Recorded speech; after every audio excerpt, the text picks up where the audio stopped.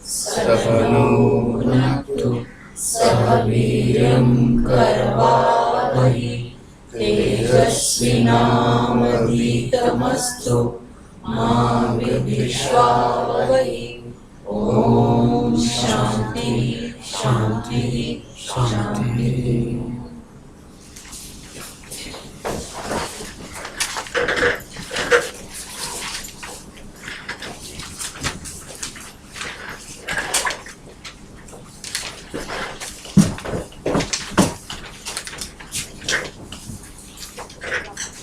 Today we'll have a real run through chapters 3, 4, 5 and 6 of the Manusmriti.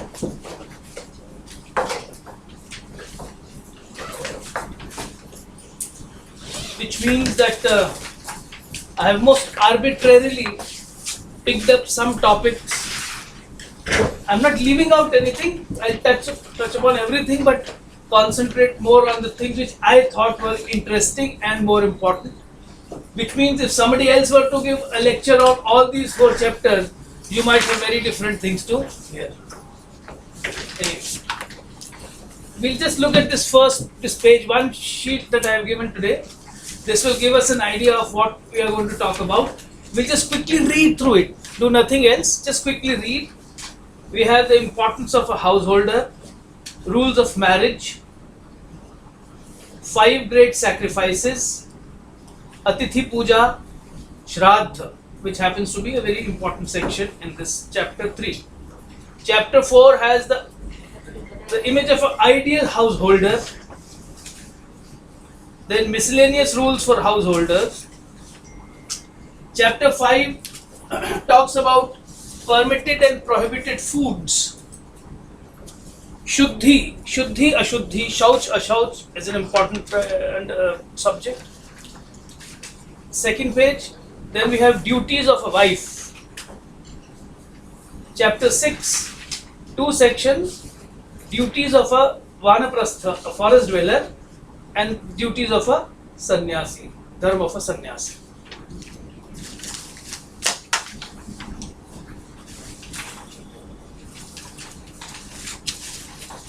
So the general scheme of the Manusmriti is that it lays down the dharmas of various varnas in their various ashramas.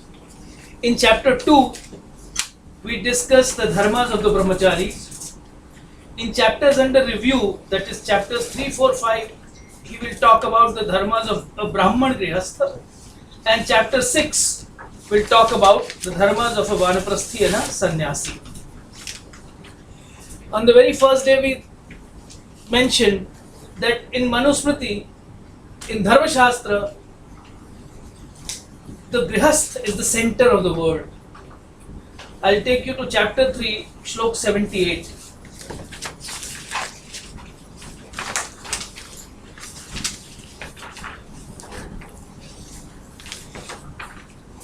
So chapter 4.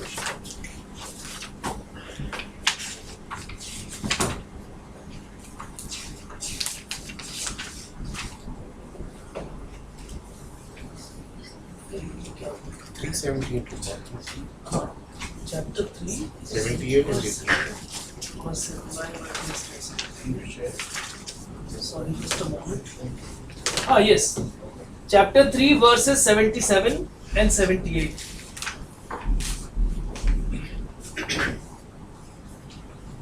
Verse 77 says, as all living creatures subsist by receiving support from air, even so members of all orders subsist by receiving support from the householder. 78 says, because men of the 3 orders are daily supported by the householder with gifts of sacred knowledge and food, therefore the order of the householder is the most excellent order. Tasmat Jeshtha Shamah Grihi. Grihi is the householder. So, because men in all the 3 states are supported, sustained by householders, therefore the householder state is the highest state. And verse 80 again also says that all rishis, departed forefathers, all elements, gods and guests have expectations from householders. So Grihastha is the most important ashram in Dharma Shastra. A Grihastha is a person who seeks, now this is a definition, this is the Dharma Shastra definition of a Grihastha, which I have tried to work out on the basis of the many references that we have here. A Grihastha is a person who seeks to obtain moksha through the path of pravritti, which we discussed on the first day, acquiring dharma, artha and kam by strict adherence to the rules laid down in Dharma Shastra. So he is a person, he is not totally given to enjoyment in life. The purpose of a Grihastha's life, the ultimate purpose of his life is also moksha. But he moves towards it through the pravritti marga, through the path of engagement in the world, which he does by acquiring dharma, artha and kama by strictest adherence to the rules of Dharma Shastra. He has already completed his education during his long stay at the home of a guru and is now ready to engage with the larger world. For this, he needs to get married, because all social obligations have to be fulfilled in the company of one's wife.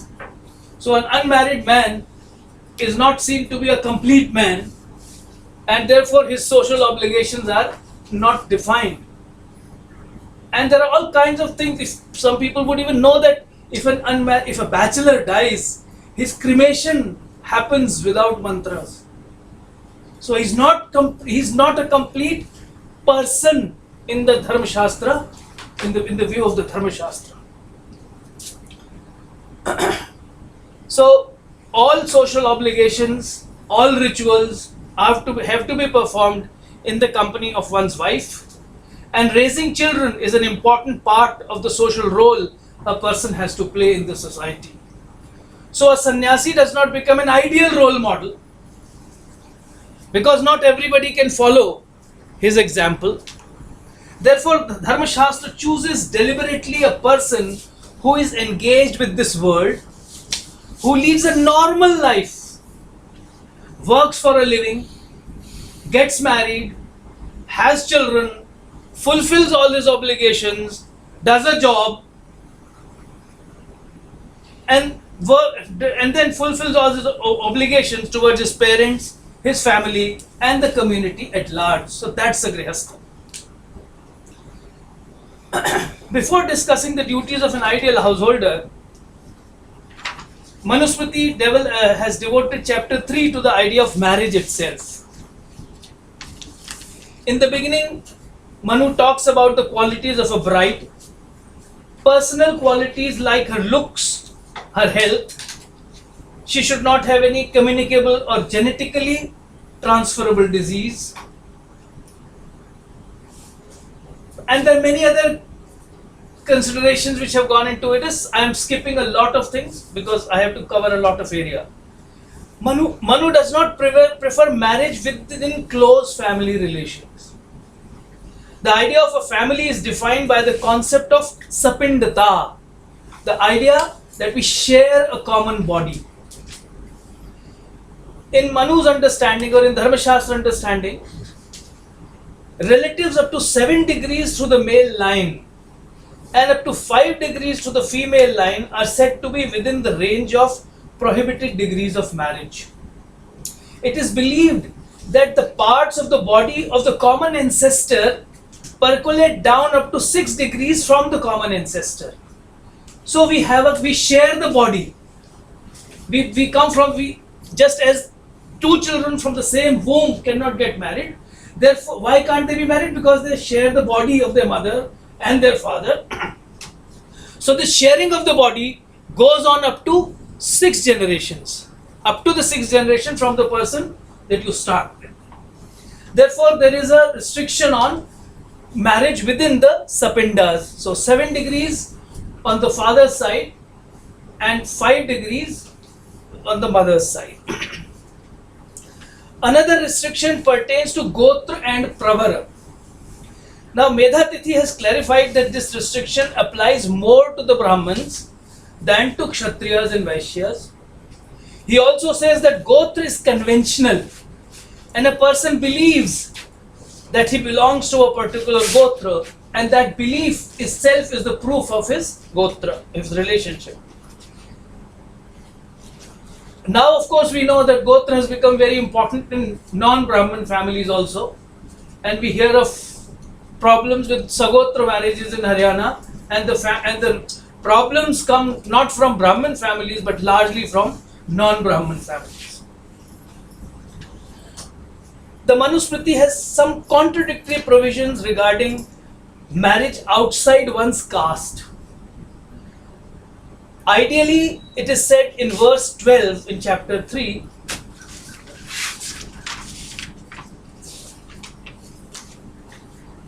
that for marriage of the twice born men, wives of the same caste are recommended.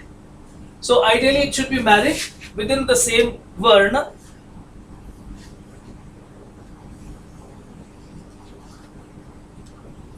Twice born means? Twice born means Dvijas, Brahmanas, Kshatriyas and Vaishyas.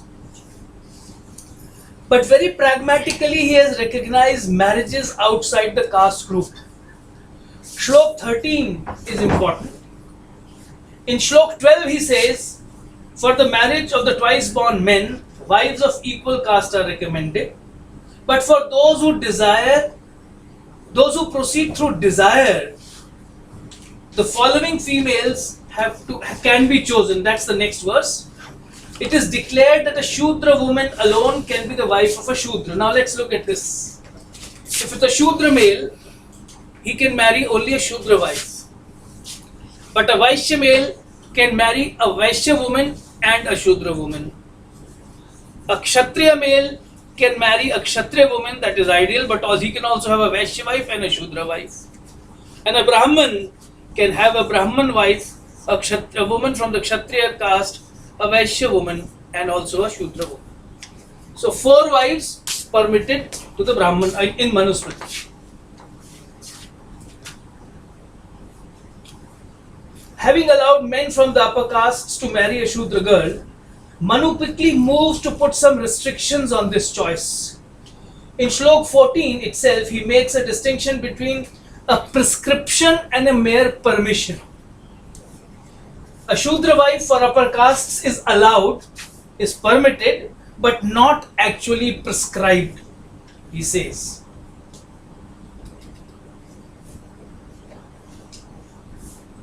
Na Shudra bharya upadishyate.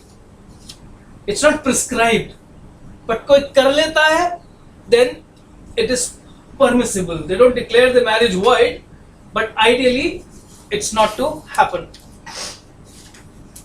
Of course, in 14 it says, under no circumstance whatsoever has a Shudra wife been ordained for the Brahman and the Kshatriya. That's why I said there are contradictions. So it is not ordained. It is not upadishta. But if somebody wants to have a Shudra wife, if an upper caste man wants to have a lower caste wife, it is not an ideal situation for him, but it has to be accepted as a fait accompli. Then he comes out with some threats. Shlok 15 holds out a threat that a Brahman, Kshatriya or a Vaishya who marries a Shudra girl reduces the status of his family to the position of a Shudra. So there is loss of caste according to Manu. But taking in view the fact that even such marriages happened, Manu tried to put as many restrictions and checks as he could. So he comes out with very interesting rules. If a Brahman is to marry a Shudra girl, he should not have any physical relationship with her. If he chooses to have a physical relationship with her, he should not have any sons from her. How do you ensure that sons are not born? Medhatithi clarifies that having a physical relationship on particular days after periods leads to the birth of a son, and if they can avoid physical contact on those days, a son will not be born. So no physical relationship to no son, daughters ho jaye koi baat. So one can see that despite the strong disapproval of an alliance between a Brahman and a Shudra woman, Manu has accepted this as a fact of life. This is my comment on this. People who criticize Manu for being a casteist should also appreciate the fact that he has not recommended that Brahmins who marry a Shudra should be put to death or that his wife should be burnt alive. We can also look at some miscellaneous rules about marriage. Verse 51.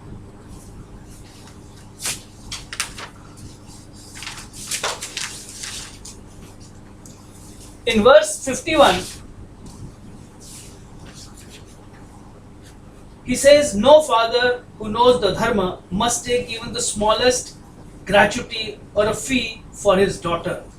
For a man through avarice takes a gratuity is a seller of his offspring. So in some communities, it is still prevalent. Particularly, I know of some communities in Garhwal where the bridegroom's side has to pay some money and give some gifts to the bride's family. It's called Kanya Shulkam. It's not Kanya Shulkam. So Manusmriti has vehemently opposed the idea of Kanya Shulkam. And then he says that wherever any shulk is taken, that should belong to the woman, not to the parents, not to the girl herself. And any gifts, etc., that she receives at her wedding becomes a part of her stridhana. And then there is a prohibition against relatives taking away her property and wealth. This verse number is important. Verse number 52. Those male relations who live on the separate property of women who live on stridhana or appropriate that, they appropriate whatever she has, her yanas and maybe animals, carriages, clothes, commit sin and will sink into hell. So there is a bar on women's relatives taking away her property.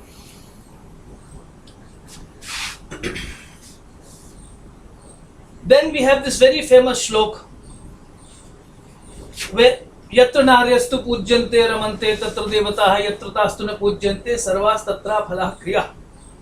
Where women are honored, their gods rejoice. Where on the other hand, where they are not honored, all religious rituals become fruitless, don't yield any fruit. Which was Okay, I have not mentioned. No problem. Take it. 56. 56. Yatra naryastu pujyante, yes.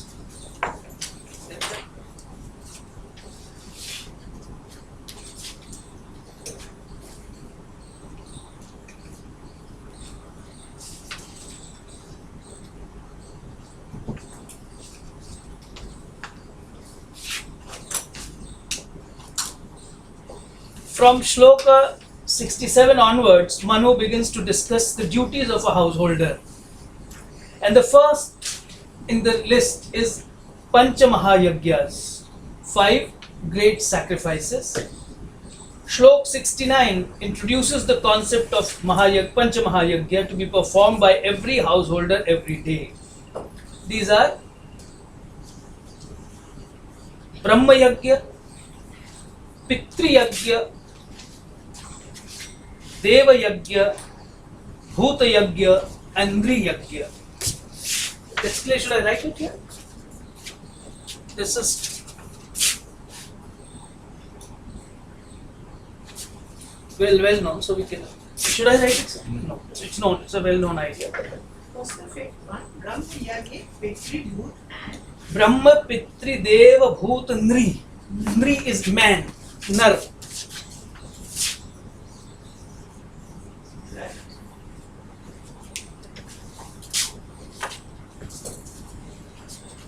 As a part of his Brahma Yagya, a householder must study or at least recite the Vedas every day.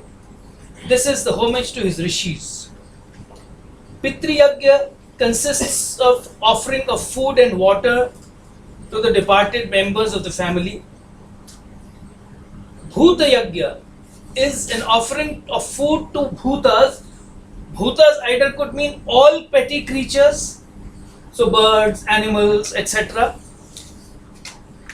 The other interpretation of Bhuta Yagya is that it's an offering to the elements like earth, water, air, sky, etc. This is also a significant understanding because it helps us to realize the significant role of all these elements in our lives. As Nri Yagya, the householder must feed at least one guest every day. There are also very elaborate rules for making offerings in the sacred domestic fire to several deities. Verses 85 to 90 mention several deities: Agni, Som, Dhanvantari, Prajapati, Agni, Indra, Yama, Varuna, and so on. So every day these offerings have to be made to these gods, but these are to be made in the domestic fire, Griha Agni. The second important duty of every Grihastha is Atithi Puja, which is a part of Nri Yagya. One of the dharmas of the householder is Atithi Puja, that is extending due courtesies of guests, particularly feeding them. A very important idea is the great emphasis on offering food to guests. Anyone who comes home to the home of an ideal householder is to be offered food. I think this is an obsession we Indians still have, khana kha ke jana. We still have that obsession. That's a recurring refrain in Indian families. Sharing food with friends and colleagues and even strangers, like in a train journey, is still a value in our country. Though the most honored guest in a Brahman's household is of course a learned Brahman, but guests belonging to all social groups are to be treated with respect and fed. So whoever happens to visit the householder at lunch or dinner time is a guest. The Sanskrit word Atithi comes from the root At. At means to wander. It means a wanderer. So he's not the one who has been specifically invited or there is an appointment fixed for lunch and dinner. He just happens to drop in. He just drops in without warning and prior appointment. Verses 111 and 112 lay down that even Shudra guests are to be fed by a Brahman householder. So 111 and 112 we can look at.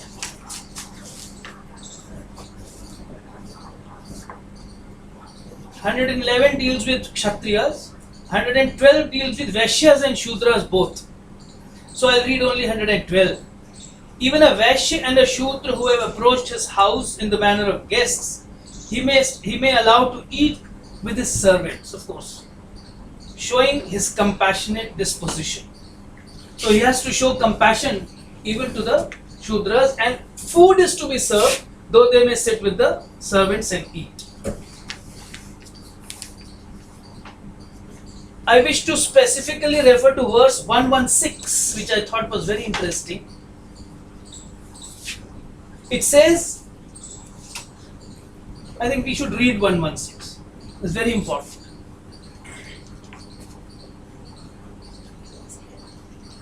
After the Brahmanas, the kinsmen and the servants have dined, the householder and his wife may afterward eat what remains. So the householder, the owner of the house, the Malik and his wife are required to eat only after all the guests, all dependents including servants and slaves have eaten, and they will eat whatever is left. Leftovers are not for servants, leftovers are for the Malik. Now this is important because if the Malik has to eat at the end, food will be cooked in sufficient quantity. So it's to ensure that the dependents, servants, slaves get enough food that this rule seems to have been made, and I think it's a very progressive, very important idea. This came in some other context also in our previous semester, either in some Ved or some Niti Shastra. Could be. This kind of an idea came in. Maybe yahi shlok ho. So because these shlokas is just there in the air, anybody can pick and say, "Okay, use this idea."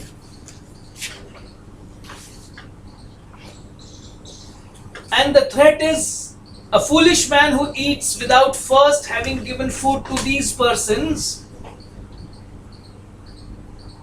will after death be devoured by dogs and vultures.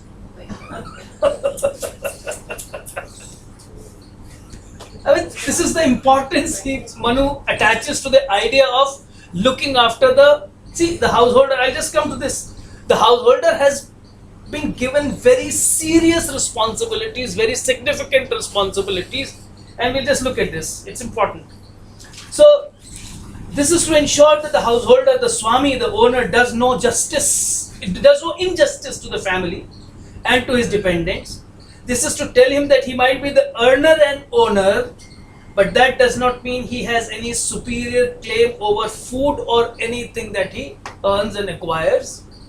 Often we see householders taking claim to a bigger and better share in everything, but in Manu, he earns not for himself, but for supporting all those who are dependent upon him. So, because the first day also we said, householder is the only earning member in the family. Householder is the only earning person in the entire society. All others, brahmacharis, vanaprasthas and sannyasis, they are not earning. So it's the responsibility of the householder to look after the interests of all these people. So therefore that also explains the importance of feeding an atithi. It could be a brahmachari from a nearby gurukul. It could be a vanaprasthi. It could also be a sannyasi. So therefore all the emphasis on the householder not eating before he has fed some guest as well. The rest of the third chapter is about Shraddha. Manu has discussed this matter in almost 160 verses. Rituals like Shraddha play multiple roles in our lives. They maintain family continuity and maintain our relationship with the ancestors, remind us of their contributions to our lives. And we also need to remember that human beings not always think and speak and act rationally and logically. Meaning much of our thoughts and actions are spurred by emotions like fear or desire to have this or that thing. It is to cater to these emotions that human beings have developed several social institutions and rituals. So Shraddha seems to be one of these. The idea of Shraddha is the thought that pleased with our offerings, our ancestors will bestow upon us their blessings. Therefore, towards the end of the Shraddha ceremony, the householder seeks favors from his ancestors. Shlok 259 is a prayer to the ancestors. Shlok 259 is a prayer to the ancestors.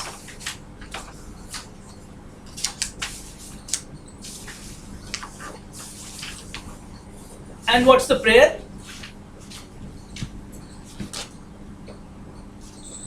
May liberal men abound with us. May our knowledge of the Vedas and our progeny increase. May faith not forsake us. May we have much to give to the needy.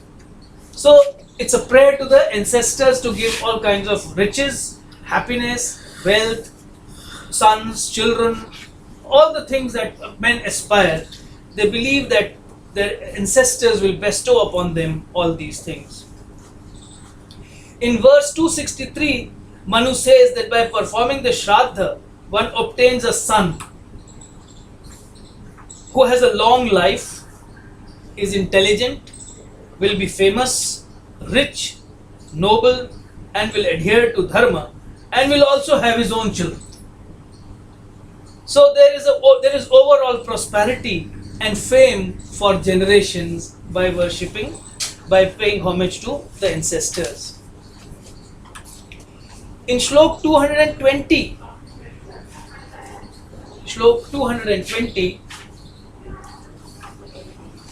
says that when a person's father is alive, he should offer Shraddha to the grandfather, to the great-grandfather and to the great-great-grandfather.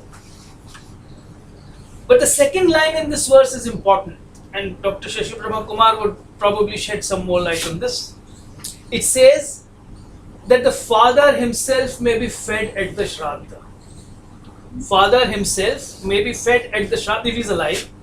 So for a Shraddha for the grandfather and great-grandfather and great-grandfather, one can feed one's father. We are talking of a Brahmin family in any case.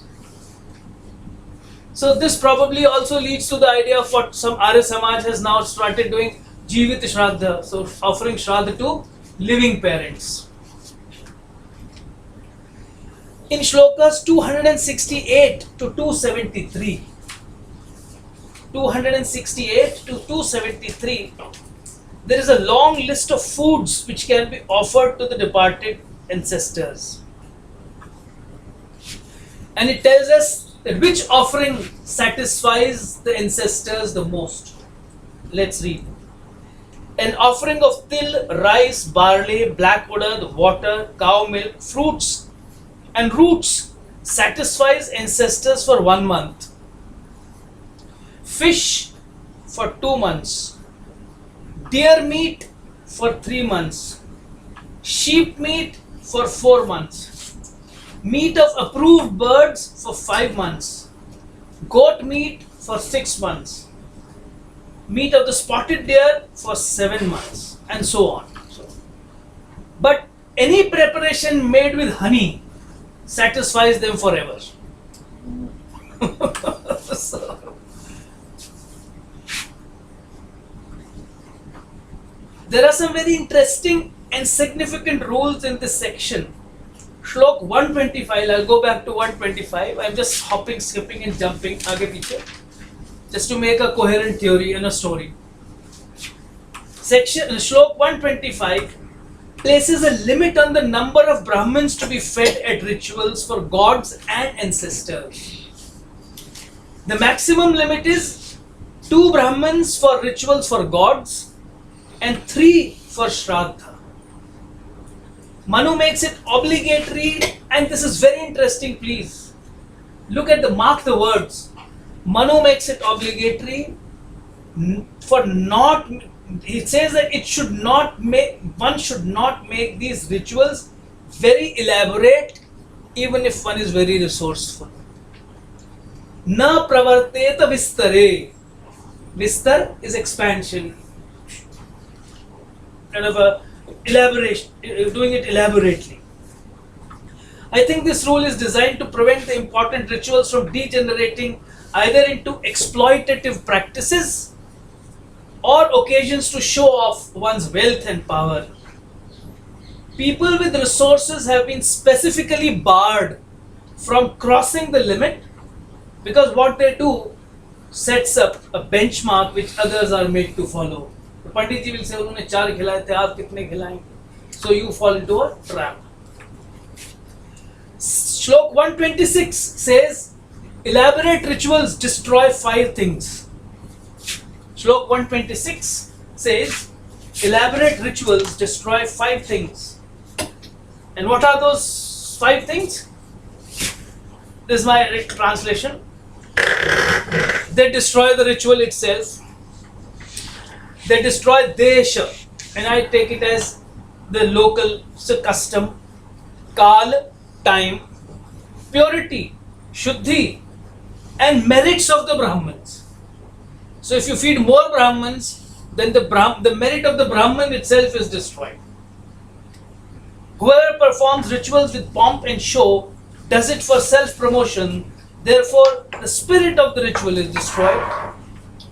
In his zeal to show off, he goes far beyond local practices, wastes time, and compromises on the quality of the Brahmin because he can never get a large number of qualified Brahmins, and ultimately ruins the shuddhi of the act itself. So these are pretty strong words, I would say, against making things unnecessarily pompous. In several verses, then Manu goes on to prescribe the essential qualifications of a Brahmin who can be invited to have food at Shraddh. And this is a real tough test. Shlok 129.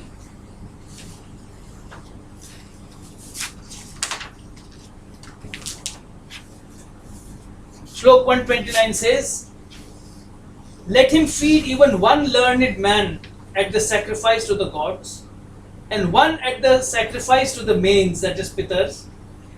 Thus he will gain a rich reward, not if he entertains many who are unacquainted with the Veda. So Brahmins who are not scholarly, Brahmins who do not have any training in the Vedic lore are excluded.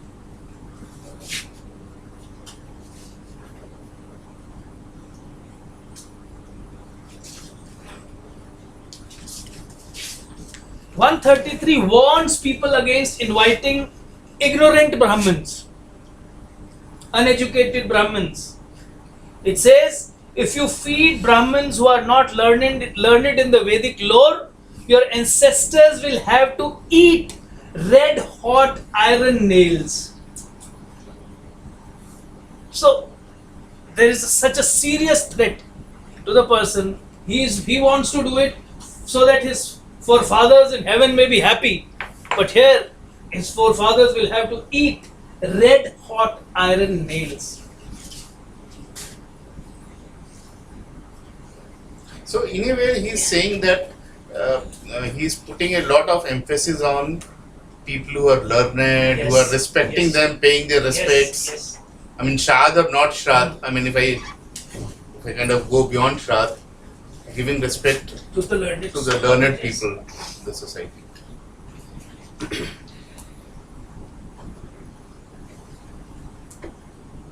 As many mouthfuls, I am reading the translation which I sent to you. Shlok number 133. As many mouthfuls as an ignorant man swallows at a sacrifice to the gods or to the mains, so many hot spikes, spears, and iron balls must the giver of the repast swallow after death. So his interpretation is a little different. So the person who offers it to ignorant persons, when he dies, he will have to eat all these things. But that may not be the necessary construction of the sentence. But the way I have translated it is also correct and possible.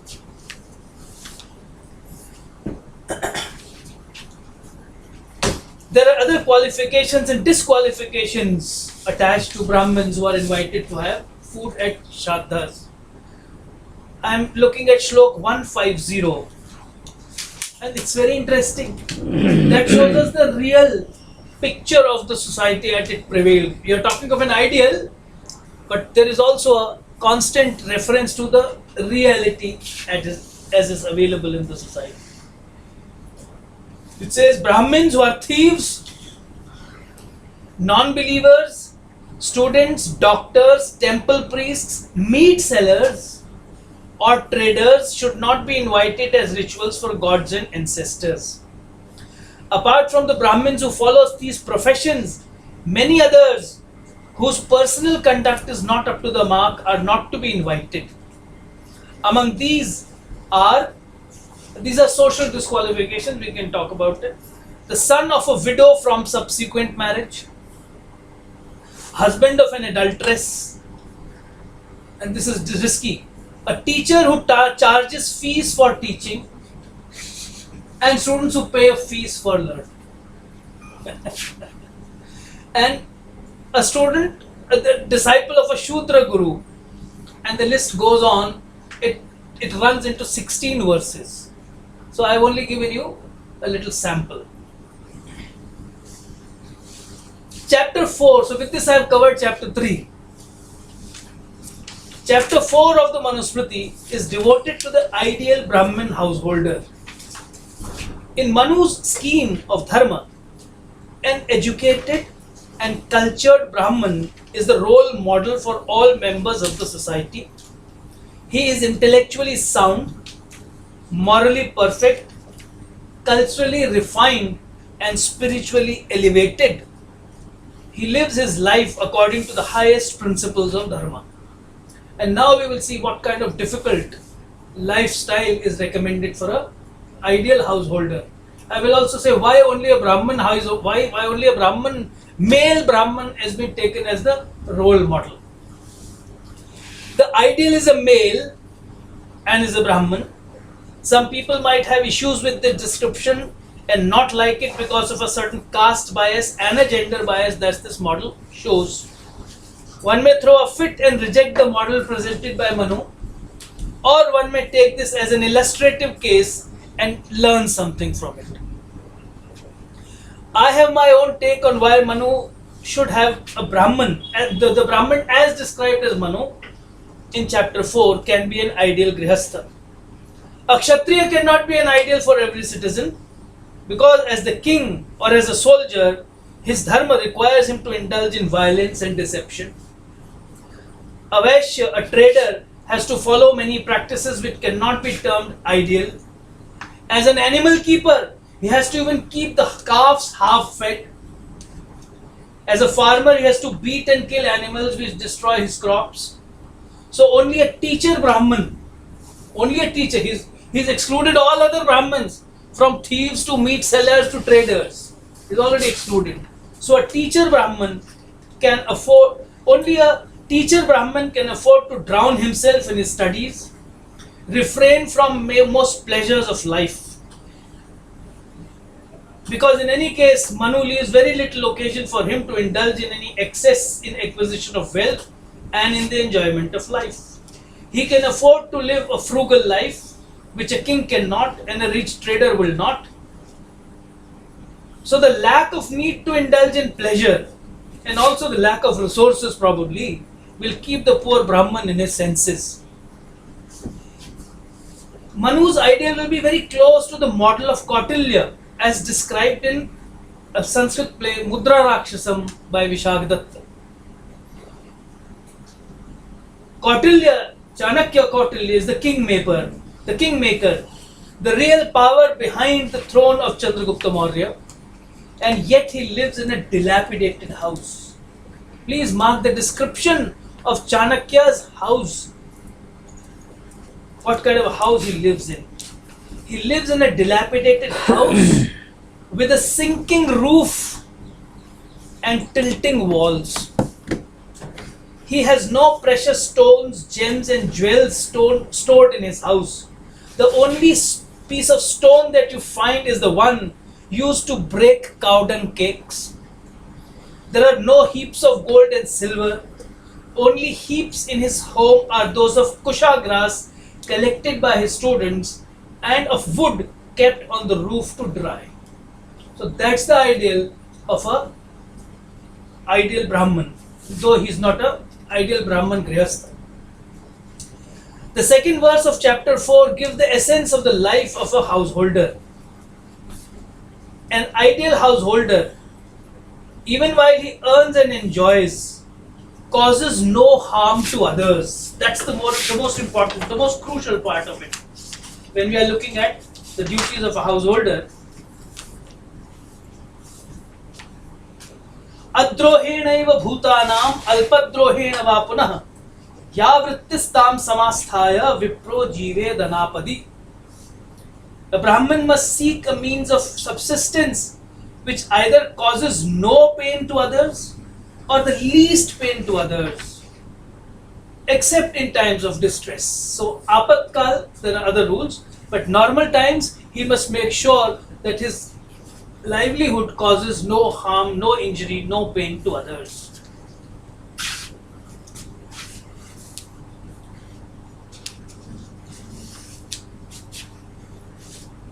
An ideal Grihastha lives a frugal life and is not greedy. He does not accumulate wealth. Verse 3 says, he shall acquire only what is required. All his wealth can be stored in a pot or in a casket of grain. This may well be an exaggeration, but it positively suggests that one should put some limit to one's greed. Nowadays we are hearing of people having that value, even politicians having property worth 4,000 crores, 5,000 crores, 10,000 crores, and some going into lakhs of crores. I mean, this is being recorded, but I can only share what I read several years ago about Badals. That was an India Today report. 10 years ago, they had property worth 4,300 crores. Badals of Punjab. That's an India Today report, so I can speak even though it is being recorded.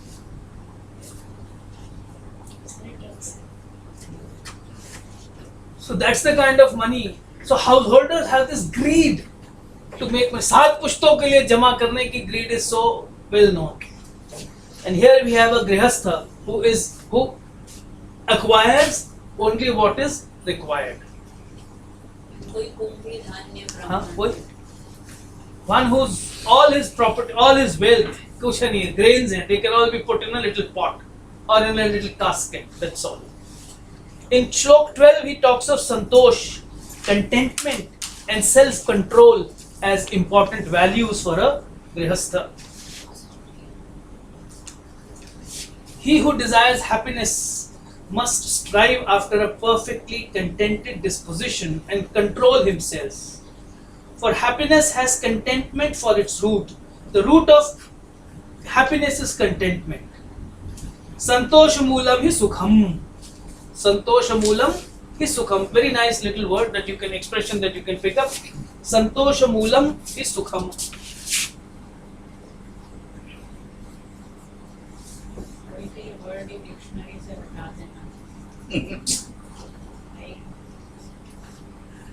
Happiness has its roots in santosha. Santosh is not happiness. This is sukham. This is satisfaction. Santosh is satisfaction. Satisfaction.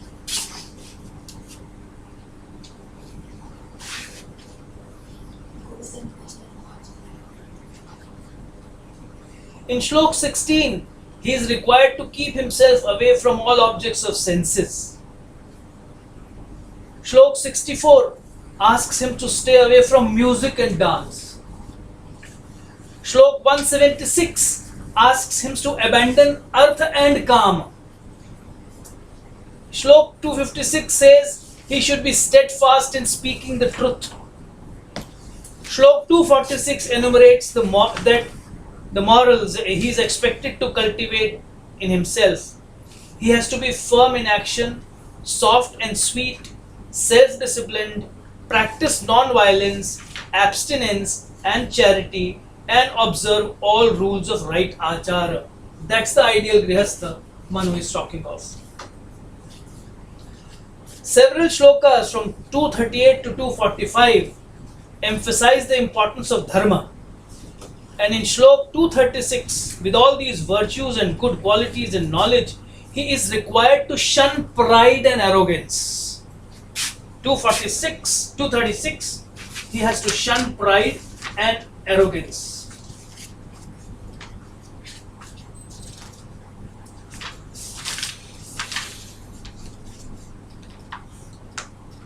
Let him not be proud of his austerities. Let him not utter a falsehood, etc. Let him not speak ill of Brahmins, though he might be tormented by them, and so on. And let him not boast if he makes a gift. So all the things which go with a rich householder, he is boastful, he has vanity, will do little and say more. So all these things are not, which you find in normal householders, are the things which an ideal householder is being asked to avoid.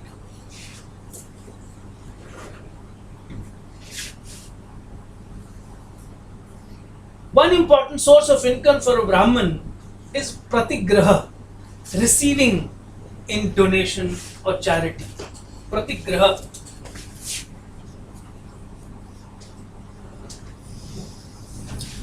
Because he's not cultivating fields, he's not running a factory, he's not even doing some service to others. No arts, no crafts as such. So if he does some ritual for us, you give him some dakshina. He teaches you, you give him some dakshina. So most of the time, his sole source of income is pratigraha, taking, receiving from others. Now that's where Manu has made a very interesting rule. Taking others, of getting all things that you need through charity, sounds very easy. That means a Brahman can get everything for the asking. Jo chahe milega.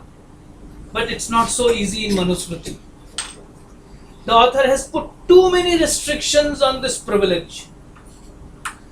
The first important thing he says in verse 186, he asks the Brahman not to develop any vested interest or any excessive attachment to pratigraha, to receiving from others.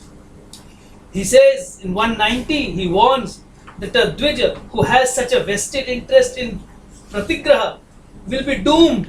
Majjati is drowned. Verse 186 warns that such a Brahman loses his Brahma Tejas, the glory attached to a Brahman. People also hold Brahmans in high esteem, but they are warned not to give any dana to Brahmans who are devoid of spiritual merit and live of charity. So even the givers, the donors are warned not to give to Brahmins of a certain disposition. Very interestingly, Manu calls such Brahmins Bidal Vratikas and Bak Vratikas. Those who follow the vrat of a cat and those who follow the life of a crane, a buck.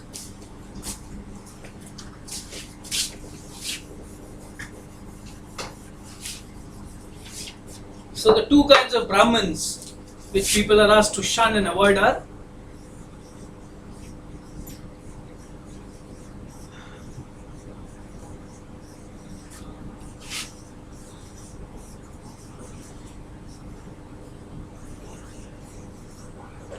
one who follows the vrat of a bidal, a cat, and one who follows the vrat or the style of a buck, a crane.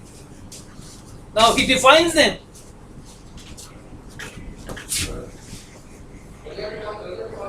In 195, verse number 195, he describes who a Bidal Vratik is.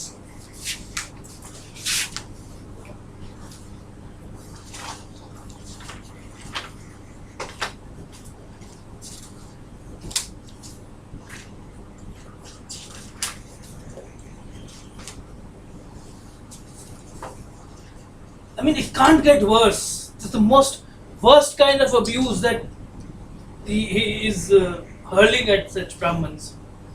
He says, a man who is ever covetous, displays the flag of virtue but is a hypocrite, a deceiver of the people, intent on doing injury, and a detractor from merits of all men, one must know to be one who acts like a cat.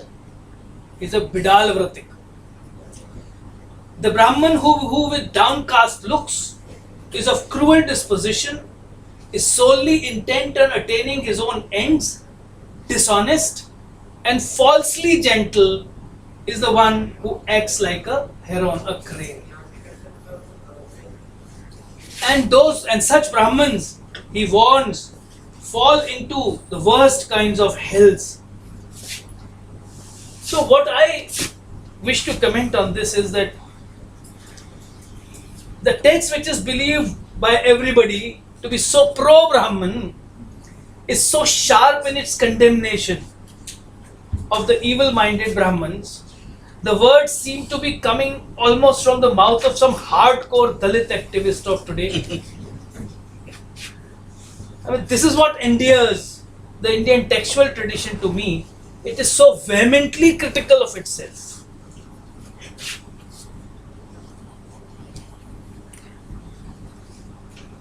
One section of chapter 4 from verses 205 to 222 discusses the kinds of foods that one should not eat and people whose foods one should be not eaten. Verse 207 says, foods contaminated by hair, insect, food touched by dogs, birds and cows should not be eaten. Food touched by a woman having her periods, and food even seen by a person guilty of causing miscarriage should not be eaten. And it's a long list, I am only giving you some samples. Food belonging to several people from certain professions is not to be eaten.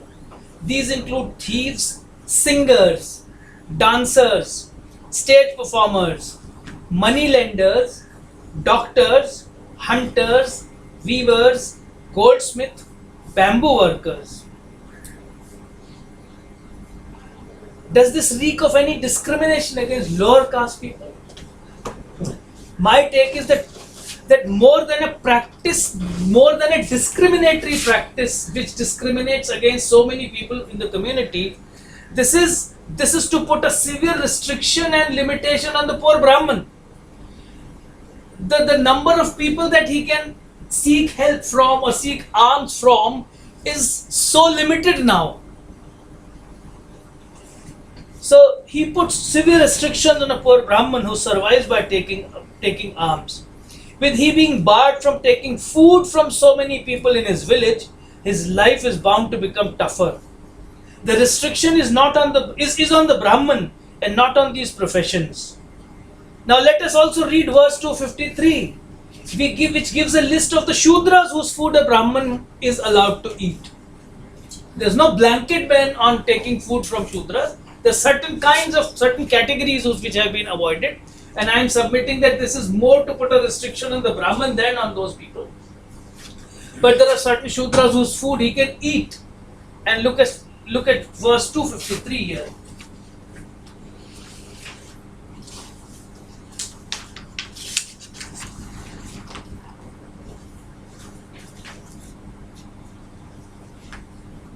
His laborer in tillage, sharecroppers, जिसको हम कहते हैं, a friend of the family, his cowherd, his slave, his barber are among the Shudras whose food he may eat. So all those who are close to him, are with whom he has a kind of a personal rapport, personal relationship, he is allowed to have their food. Another class of people whose food a Brahman is asked not to eat are those who are intoxicated, angry, unwell, short-tempered, guilty of serious vices, those arrested for some crimes, a sonless woman, and important persons. Chapter 4 also has several miscellaneous rules which do not seem to be specific to a Brahman or even to a householder. They appear to be quite out of sync with the overall tenor of the chapter, but Manusmriti, Medhatithi has commented on them, so they have to be there in Manusmriti at least since 800 AD. We were talking the other day about interpolations, but if Medhatithi is commenting on them, then those verses were around in 800 AD at least. Some of these are common sense talk, like never blow into fire, verse 53. Do not keep fire under your bed, verse 53. 67. Don't ride unruly horses. That's the common sense thing for all. Don't run on the road when it is raining. So again a common sense thing. One very good suggestion, I would recommend it to everybody, that Manu has given to a householder in verse 180. We will read it. Read 180. With his father and his mother, with his female relatives, with his brother, his son, his wife, with his daughter, and with his slaves, let him not argue. Don't argue with anybody in the family, including from parents to slaves. So with his father and his mother, his female relatives, with the brother, with his son and his wife, with his daughter and with his slaves, let him not. He says quarrel, I'll say argue. But it's a very interesting thing. I mean, क्यों कह रहा है वो ऐसा? This we need to understand. You see, a householder who can shun argument with them is freed from all sins, verse 181. And even if he is vanquished by them in an argument, he still conquers the three words. I'm sure Manu is not being sarcastic. Manu is not being sarcastic when he says that each of these is a supreme god. And even if humiliated by any of these, the householder should quietly tolerate everything without flaring up. This verse casts upon the householder the highest duty to preserve and maintain harmony and unity in the family, even at the cost of personal hurt and humiliation. Others are his Bharityas, that is those who have to be looked after, taken care of and nourished. If the householder becomes angry at them and allows the situation to aggravate, and if the family develops some fissures, he will not be able to discharge his responsibilities as a householder. So irrespective of what others do and say, the householder has to keep his calm, because he is the one holding the family together. I want critics of the Indian family system to ponder over this verse. Here the head of the family or the father is not a despot lording over others. I really think that much of the criticism of Indian culture and the Indian family system will vanish if we read our normative cultural texts a little more carefully. We do have instances, we do come across instances where men in power in the family beat up, kill, maim their children, wives, parents and everything. That's all. But here is Manu putting the entire burden of keeping the family together on the grihastha, the man, the male, the ideal Brahman male. Not even on his wife. So much for the elite upper caste male. Then we move on to chapter 5. Chapter 5 deals with matters like bhakshya and abhakshya, again what can be eaten and what cannot be eaten, shauch and ashauch, purity and impurity, and stri dharma. The chapter starts with a very startling question. How does a Brahman die? And this is not his natural death, but cultural or social death. The answer is, Yama causes a Brahman's death by non-practice of the Vedas, by making him give up his right conduct, by laziness and by impure food. So with this, Manu launches into a detailed discussion on permitted and prohibited foods. We have looked at some of the foods in connection with Shraddha, but this is about his daily life. Apart from the normal onion and garlic things to be avoided, there is a discussion on different kinds of meats of birds and animals. Verses 11 to 14 lists birds which should not be eaten, the others may be. Verse 16 is about the variety of fish which can be eaten and not eaten. I think it appears that by the time of Manu or Manusmriti, this text that we have, India had developed a strong vegetarian bias.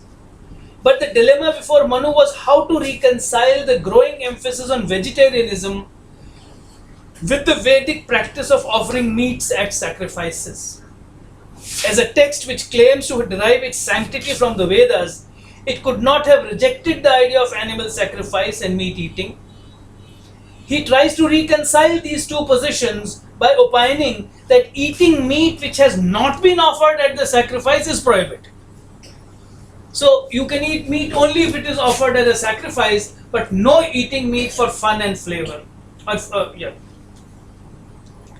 This maintains the validity of animal sacrifice and yet places a ban on killing of animals for food.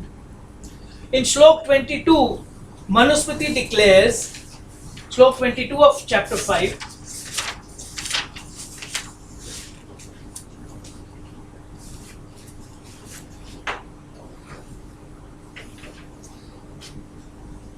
so beasts and birds recommended for eating may be slain by Brahmins for sacrifice and in order to feed those whom they are bound to maintain. For Agastya, this did this of old. I read this to mean that Rishi Agastya laid down two conditions for killing animals. One, for sacrifices, and 2 for feeding the dependents if there is no other alternative available. Shlok 23 again refers to some distant past when it says that once upon a time Purodash was made with meat of animals and at festivals organized by Kshatriyas and Brahmanas. So he is willing to grant and accept that we have been a meat-eating community in some distant past. But then coming to his own contemporary period, and I'm not talking of 21st century, I'm talking of whenever Manusmriti was written, maybe 2000 years ago or whenever. Coming to his contemporary period, he says in Shlok 28 that eating meat is allowed only under acute emergencies when life is in danger. He positively detests the idea of eating meat for taste and fun. But Shlok 35 is rather intriguing, as it says that a person who does not eat meat, even when directed to do so by the Shastra, in the course of certain rituals, is born as an animal for next 21 lives. So, there is a compulsion. If the Shastra says that you have to eat meat at a certain ritual, you must eat. This is only to emphasize the sanctity of the Shastra.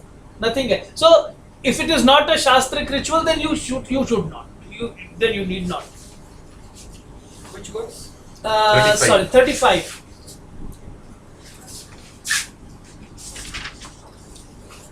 But a man who being duly engaged to officiate or dine at a sacred rite refuses to eat meat becomes after death an animal during 21 lives. It's only to the priest who's officiate. Yeah, yeah. But others will also eat because then they will also get a part of it. So there are many other contradictions. But Shloks 56 I think I picked up as an important shlok. Shlok 56, we go to 56, which says, there is no sin in eating meat, in drinking spirituous liquor, and in carnal intercourse, for that is the natural way of created beings. But mark the last bit, that's where the sting is, the tail. But abstention brings great remorse. I wish to spend a little time over this. Eating meat, drinking, 55. बहुत सारे हैं. मैं इसको इसलिए रहा हूँ कि इसमें से मुझे कुछ मिल रहा है एक्सप्लेन करने के लिए, व्याख्या करने के लिए. Eating meat, drinking and having sex are natural to all human beings, but refraining from these brings great results. I wish to spend a little time over this. What distinguishes human beings from other animals is that while other animals live by their instincts alone, human beings live by their minds. The very purpose of culture is to raise men from the level of their instincts to the level of thought and philosophy. Culture governs our natural instincts and helps us to control our instincts. So the author is willing to grant that some things come instinctively to man or to human beings, but he is also trying to elevate their status in the community of animals. So that is the whole purpose of culture, of laying down laws, rules, regulations, dharma, whatever. That something which you do instinctively have to be checked. That's the instincts and emotions which need to be controlled and checked. That is what brings culture, that is what makes a community civilized. From verse 57 onwards, Manu starts his discussion on Shuddhi, that is removal of impurities and restoring a thing to its purest form. Now this is two sections and this is very interesting, intriguing, confusing, I thought. One on impurity consequent upon birth or death, which is connected with ritual, but the other on cleaning and purifying various kinds of articles of use. So how do you clean a brass made thing? How do you clean something which is made of copper? How do you wash your clothes? So we will have a section on which detergent to use, which washing machine to use. That it goes to that practical, day to daily life level. The idea that a person or a family becomes impure because of death or birth in the family stems from the people's beliefs and understanding about death and afterlife. In this sense, this is a very culture-specific idea. Ashuddhi impacts the sapindas. We've already discussed 7 generations on the male line and 5 on the mother's side. But the duration of impurity varies. Many restrictions regarding eating, sleeping and social interaction are imposed on the so-called impure people. I'll prefer to skip this section as these are matters of belief and I don't have anything to comment on. But I will still point out that Manusmriti is how Manusmriti is still a very pragmatic text, and despite strict restrictions on impure people, it is willing to grant enormous concessions when time situation so demands. For example, Shlok 93. Kings are not impure for the reason that they occupy a very high position. If they were to observe the strict rules pertaining to impurity upon death and birth, they would not be able to discharge the important functions as kings.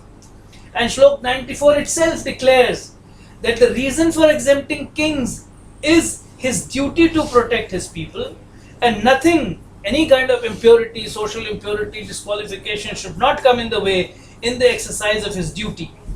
So Manu fortifies this argument with several shlokas there. I will also look at verses which are prescriptive in nature but have an inbuilt system of exceptions to take care of difficult situations. I will use this to show that while Shastras may have rules about many things, the most important rule is that those rules operate only when a given set of circumstances and operate, they are available. And when that situation is not available, those rules will not apply. For such situations, Manusmriti comes out with very pragmatic solutions. I am looking at verse 104. Verse 104. It talks about the disposal of the dead body of a Brahman. And the first rule is that a Shudra should not be allowed to touch the dead body of a Brahman. But this is subject to the condition that other Brahmans should be available. If nobody is available, then you can't let the body rot in the village. So, the very, very practical considerations which go into making of the rules, and we have not been stupidly rigid about things. With considerations of purity, impurity and many taboos attached with them are mentioned in this text. While these are mentioned, the more important part which actually determines the culture and morality of the society is where the author discusses in detail purity of conduct. Having talked about this impurities attached with death, birth, various things, articles, animals, etc., he comes to the more important, I think that's the more important part, which says real purity is the purity of conduct, of mind and heart and living. The author himself does not give any reason for introducing this idea in the midst of death-related impurities. We can make a good guess. He seems to be suggesting that all taboos and social norms and customs and conventions are okay. They're there in the society, but the purity of thought and action is far superior to all these considerations. I will specifically draw your attention to verses 106, 107, 108 and 109. 106 says very clearly,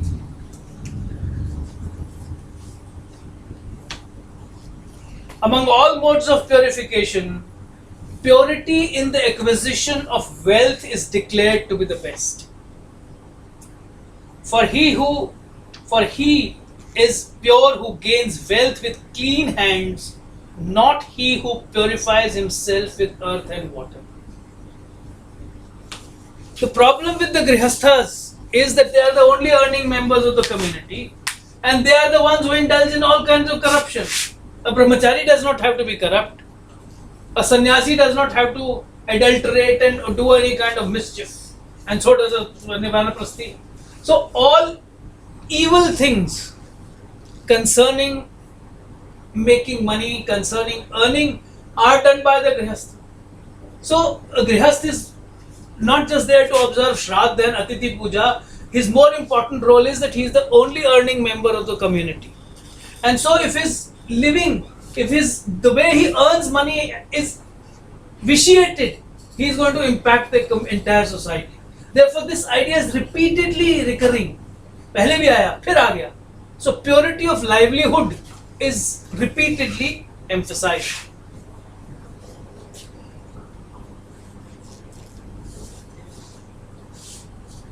From Shlok 111 starts a long discussion on how to clean various articles. Some of these may sound very trivial, and one wonders why these should be mentioned in a text like the Manusmriti.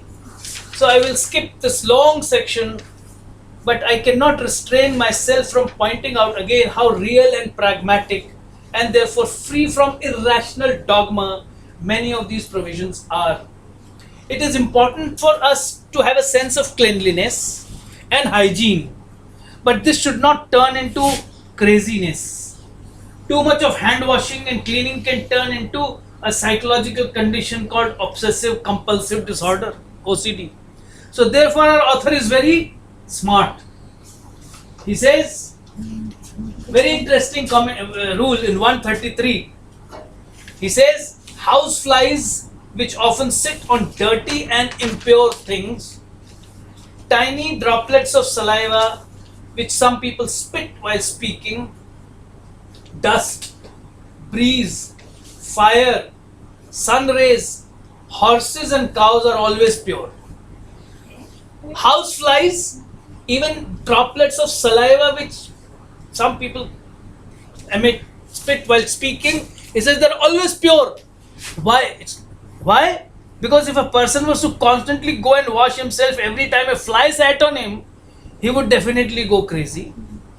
Cows and horses are domesticated for some benefit, and one has to be in contact with them several times a day. So they have been wisely excluded from the list of polluting things. And even droplets of saliva, we are talking to somebody and something falls on us, we simply clean it. No, we don't go home and we don't snap the conversation. We can't snap the conversation and go and have a bath. So I think that's what I'm saying. They're very, very practical, pragmatic, sensible things. Apart from many other taboos and myths they might have created around things. And mind you, this discussion is a part of the duties of a Brahman, the ideal male, from whom everyone else is to learn manners. And poor Manu will have to amend his shlok to include dogs in the list with cows and horses, because dog lovers will never accept that their dogs are dirty. कुत्ता चारा. So वो भी जोड़ना पड़ेगा, इसमें नहीं है अभी.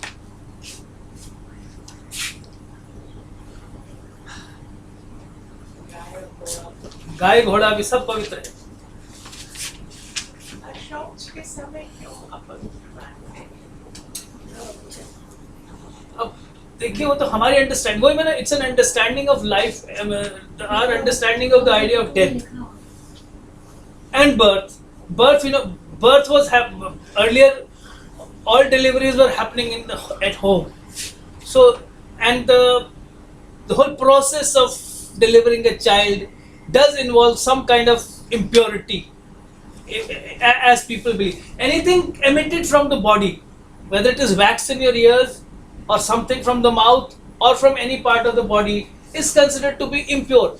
Blood, when it is there inside the body, it is pure, it is giving us life. But the moment it comes out of the body, it becomes impure. So therefore, birth related things can be understood, and death also. As I said, you see, everything need not be rational and logical. Much of our life goes around beliefs. We believe that certain things are happening. We believe that during this period there is a death in the family, there has been a dead body lying in the house, and that the soul which has gone out of it has not yet reached its destination. So everybody who's around them is impure. I mean, these are just beliefs. I mean, you can't reason. I'm sure we can't reason. There can't be a reason. It's just a matter of belief. And now, if you're now living in Delhi, we know how impure, what kind of shauch we observe. We go to cremation ground, and from there we straight go to the college. कोई घर जाके नहाता नहीं, कोई सब दुकान पे जाते हैं, बिजनेस में जाते हैं, जिसको जहाँ जाना होता है. So these things are also conditioned by your lifestyle. Earlier, I mean, during हमारे घर वाले ही बताते हैं, during the British rule, if somebody lost his father, he used to get 13 days की छुट्टी. Now the government will deduct all your salary if we try to do that. We don't get that kind of छुट्टी. So these conditions will also determine our understanding of life and death and the sense of purity and impurity. People didn't move out of the house for 13 days. Now that's not possible. अब 13वीं तीसरे दिन हो जाती तीसरे है दिन पर 13वीं बोलते हैं उसे. जिस दिन क्रिमेशन करते हैं उसी दिन शाम उसी दिन उससे बोलते हैं 10वां भी अभी करा दे 13वां भी करा दे.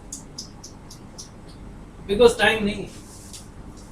So I think we had a relaxed kind of a life.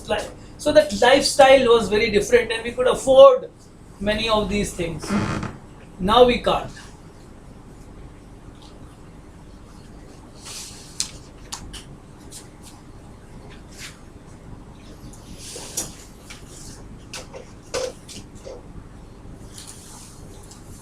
Now I move to chapter 6. This is a little bit brief and we'll be able to finish our lecture much earlier than anticipated. Okay, yes, we can have tea. In 6th chapter of the Manusmriti gives the duties of a Vanaprasthi and a Sannyasi. In several verses, the author repeatedly emphasizes, this again is important. In several verses, the author repeatedly emphasizes the need to follow the sequence or the 4 ashramas. So, Brahmacharya, Grihastha, then comes Vanaprastha, then Sannyas. He is not in favor of early Vanaprastha and Sannyas. Very few people would do. There is a concept of Naishtik Brahmachari which we mentioned when we were doing chapter 2. Some Brahmacharis who do not want to enter Grihasthashram are allowed the freedom to take to Naishtik Brahmacharya. But that is also not Sannyas. That is different from Sannyas. So they can remain Brahmacharis and stay at the Guru's place for life. But a normal person is asked to move through these 4 different stages in that particular order. In verse 35 of chapter 6, he says that one should first repay the 3 debts: Pitrin, Devarin, and Guru. These debts, and only then think of moksha, or else one shall fall into deep abyss. Verse 36 and 37, the author says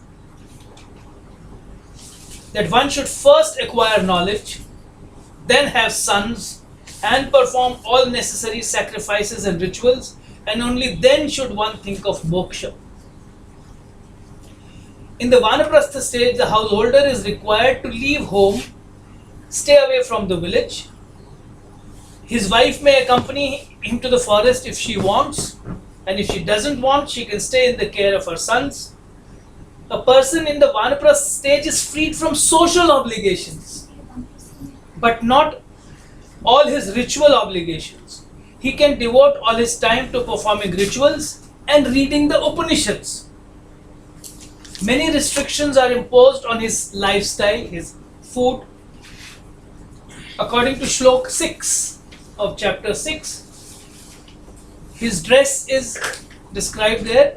He must wear the bark of a tree or the hide of some animal.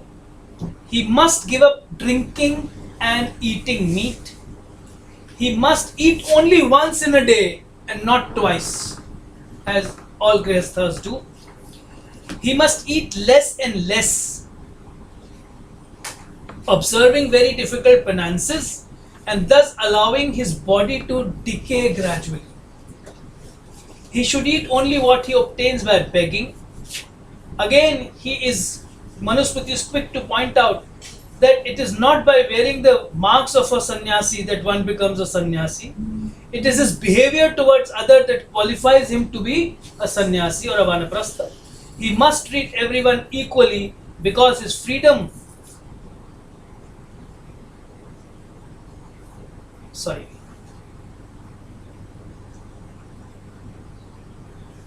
He must strive to protect all beings. He has freed himself from other social obligations, but his moral obligations are still, he has to follow them.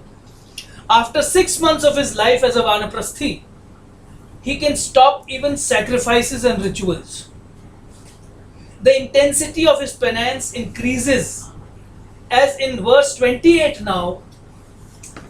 Earlier he was asked to eat once in a day, now he is asked to eat only 8 morsels of food every day. And if he were to suffer from any painful disease, there are no hospitals available, he should start walking towards the northeastern direction, drink only water and air, and keep walking till he falls dead. Shlok 33 gives him the option of moving into the 4th stage of life after completing his vanaprastha. But a sannyasi then gives up everything. As a vanaprasthi, he was living in some ashram. Now he will not even live in an ashram. He will sleep only under a tree. He carries only one staff, one kamandalu, continues to walk alone, never in a group. He is required not to stay permanently at any place. Survives by begging for food. But again, verse 56 lays down extremely difficult conditions for him for begging for food. Verse 56. It says, whether or not he gets anything to eat, he should always remain happy. He shall not obtain food by acting as a soothsayer or astrologer. He should not give any sermons to anyone, nor should he enter into any philosophical discussions with it. From verses 70 to 72, the sannyasi is asked to practice pranayam. He is also asked to constantly orally repeat the different sections of the Veda that he might have studied, those dealing with Yajna, those dealing with Devatas, and the final section on Vedanta, that is Upanishads. Medatithi also adds that he must also not just repeat mechanically, but that's the stage when he has to ponder over things, mull over things, think. A sannyasi must constantly ponder over philosophical issues, he says.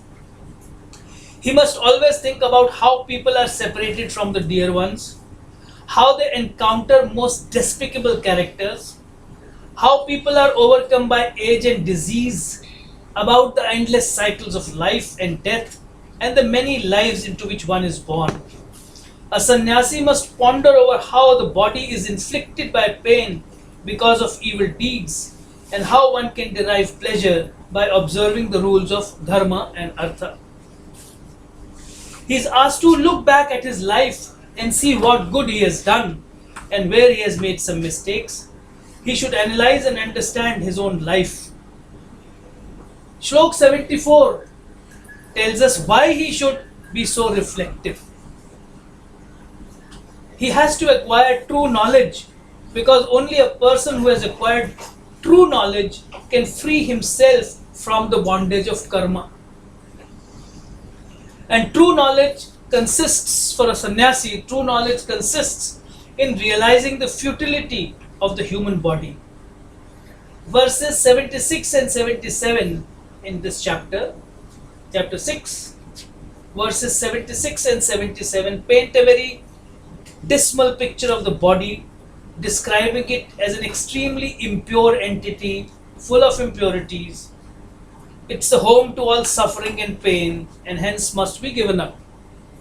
I think all these statements help man at this stage to detach himself from life and even from his own body, his own physical self, and become mentally prepared for his final departure. And therefore Shlok 85 ensures the sannyasi that if he follows the lifestyle prescribed for him, he would surely see Brahma, know Brahma, obtain Brahma, and ultimately become Brahma. So that's the final end of the long journey that one starts at an early age as a brahmachari, and then it ends with his final departure from the world. But as a knowledgeable person, as a person who has seen life, experienced life, and realized the truth of life. आज तो जल्दी खत्म हो Questions ले लो. हाँ questions ले लेंगे.